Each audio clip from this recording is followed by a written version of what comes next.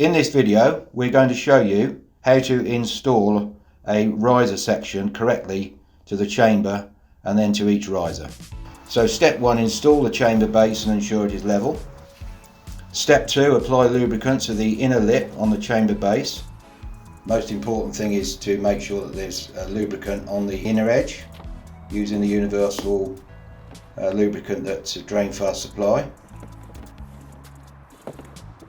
Then add some lubricant to the groove prior to fitting the seal.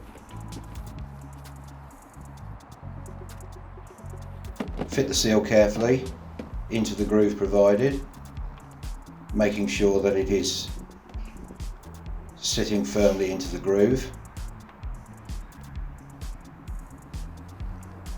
Turn onto its edge and then apply a little bit more lubricant to the outside of the seal so that the rubber is coated both sides, and then fit into the actual chamber itself, rotating it 180 degrees both ways. This is most important to disseminate the rubber seal equally round inside the groove. And this is done, apply some pressure downwards and then repeat the procedure for the next riser.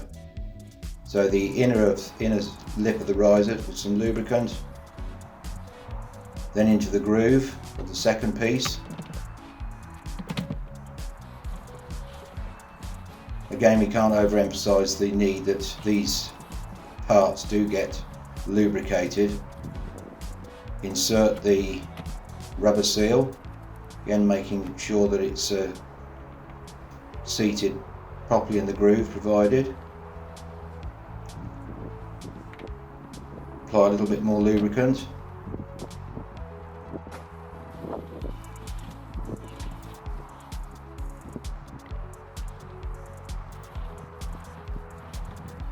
And then proceed in exactly the same way with the second riser, rotating it 180 degrees, again disseminating all the rubber into the seal. Ensuring the riser is centralised, push it down firmly,